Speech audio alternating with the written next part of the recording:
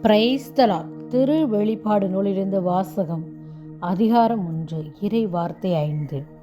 கிறிஸ்துவே நம்பிக்கைக்குரிய சாட்சி, இறந்தோரில் முதலில் உயிர் பெற்று எழுந்தவர், மண்ணுலக அரசர்களுக்கு தலைவர்.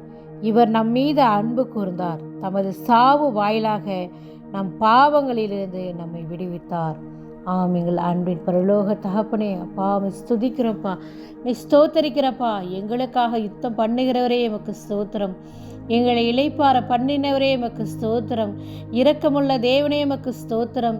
என்னை ஆசீர்வதிப்பவரே எமக்கு ஸ்தோத்திரம். சகல ஜனங்களை பார்க்கிலும் எங்களை ஆசீர்வதிப்பவரே எமக்கு ஸ்தோத்திரம். சகல நோய்களையும் எங்களை விடுவிக்கிறவரே எமக்கு ஸ்தோத்திரம். எங்களுக்குள்ளே இருப்பவரே எமக்கு ஸ்தோத்திரம். என்னை அழைத்து வந்தவரே எமக்கு ஸ்தோத்திரம். ஸ்தோத்திரம் ஸ்தோத்திரம் ஆண்டவரே. அப்பா ஸ்துதிக்கிற ஆண்டவரே. இன்று கொடுத்த வார்த்தைக்காக கூட உமக்கு நன்றி அப்பா. அந்த உலகத்தில் கிறிஸ்து நம்பிக்கைக்குரிய சாட்சி, இந்த உலகத்தில் நம்ம ஒரு சாட்சியை கேட்போம். இன்றைக்கி எனக்கு என்னோட வாழ்க்கையில் ஒரு அதிசயம் நடக்கணும், அற்புதம் நடந்தால் தான் நான் கடவுளை நம்புவேன்னு சொல்கிறேன். ஆனால் அன்றே நடந்தது 2000 வருடங்களுக்கு முன்பாகவே ஆண்டவராகிய இயேசு கிறிஸ்து மரித்து 3ஆம் நாள் உயிரோடு எழுந்து நமக்கு சாட்சியாய் வந்து நின்றார். நம் முன் நம்முடைய பாவங்களுக்காக, நம்முடைய பாவத்திலிருந்து மீட்டு எடுக்கிறதுக்காக இறைமகனாகிய இயேசு கிறிஸ்து இந்த உலகத்தில் மீட்பராய் வந்திருக்கிறார். நம்ம அதை கூட பார்த்து நம்மை அறிந்து கொள்ளாமல் எனக்கு நல்லது நடந்தால் மட்டும்தான், கடவுளை முன்னாடி வந்தால் மட்டும்தான் ஆனால் நம்புவேன்னு சொல்லி இன்னும் நம்ம பிடிவாதமான வாழ்க்கை வாழ்ந்து கொண்டு இருக்கிறோம். கிறிஸ்துவை முழுமையை ஏற்றுக்கொள்ளாத வாழ்க்கை தான் நம்ம வாழ்ந்துட்டு இருக்கோம். ஆனால் ஆண்டவர் எவ்வளவு அற்புதமாய் தன் உயிரை கொடுத்து மீண்டுமாய் உயிரோடு எழுந்து மக்களாய் வாழ்ந்து மனிதராய் இந்த உலகத்திலிருந்து விண்ணகத்திற்கு கடவுளாய் ஏறி சென்றார். அந்த இறைமகனை நாம் பின்பற்றுகிற நாமும் அவரை போல எல்லாவற்றையும் விடுத்து ஆசைகள், கோபங்கள், எல்லா பாவங்கள் எல்லாவற்றிலிருந்தும் நம்ம களைந்து நம்ம ஆண்டவருக்கு பிரியமான காரியத்தை செய்யணும். ஆண்டவரோடு இணைந்து வாழணும். அவர் பிறருக்கு செய்தார், தன்னைத்தானே நேசிப்பது போல பிறரை நீ நேசின்னு சொல்லியிருக்காரு. நம்ம அப்படி ஒரு மனநிலை நமக்கு வரும்போது மட்டும்தான் கிறிஸ்துவை போல நம்மளால் மாற முடியும்.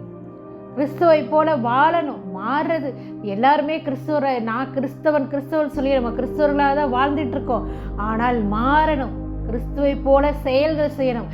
செயல் இல்லாத விசுவாசம் செத்த விசுவாசம் நம்ம இறை வார்த்தையில வாசிச்சிருக்கோம்.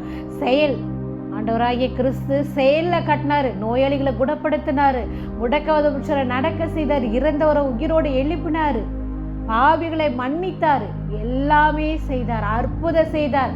காணா ஒரு திருமணத்தில் அற்புதம் செய்தார், அதிசயம் செய்தார். ஆனால் நம்மளால செய்ய முடியுதா? நம்ம எப்படி இருக்கிறோம்? நம்ம ஆண்டவரை கிறிஸ்துவை நம்ம பின்பற்றி நடக்கும்போது நாம் கிறிஸ்துவாய் வாழணும். கிறிஸ்துவாய் மாறும்போது நிச்சயமாக நம்மளாலும் இந்த உலகத்தில் அதிசயம் அற்புதம் செய்ய முடியும் என்று இரவு பொழுது ஆண்டவரிடத்தில் நம்ம கூடி செபிப்போம். ஒவ்வொருவரும் செபிப்போம், மனம் மாறி செபிப்போம். நம்ம காலம் சமீபமாக இருக்குது. இந்த காலத்தில் என்ன நடக்க போகுதுன்னே தெரியல. இந்த உலகம் எப்போ அழிய போகுது, இந்த சூழ்நிலையில் போய்கிட்டு இருக்கு. நம்ம ஆண்டவரிடத்துல நம்முடைய ஆத்மாவுக்காகவும் பிறருடைய ஆத்மாவுக்காகவும் நம்ம ஜெபிப்போம். இரவு பகலை ஆண்டவரை நோக்கி ஓடக்கூடிய அந்த ஆசீர்வாதத்தை ஆண்டவர் இந்த நாளை ஜெபிக்கிற ஒவ்வொரு பிள்ளைகளுக்கு தருவார். தலைமுறை ஆண்டவர் ஆசீர்வதிக்கிற தேவன் நிச்சயமா உங்களுக்கு ஆசீர்வாத தர ஆயத்தமா இருக்கிறார். ஆண்டவர் இடத்துல கேளுங்க, கேட்போதான் பெற்றுக்கொள்ள முடியும். நாளை இரவு பொழுது ஜெபிக்கிற ஒவ்வொரு பிள்ளைகளை ஒப்பு கொடுக்கிற ஆண்டவரே, அப்பா அந்த காலை பொழுது நீர் ஒவ்வொருவருக்கும் பிரகாசமான வாழ்க்கையை கொடுங்க, சமாதானத்தை வாழ்க்கையை தரப்போவதற்காக நன்றி செலுத்துகிறப்பா.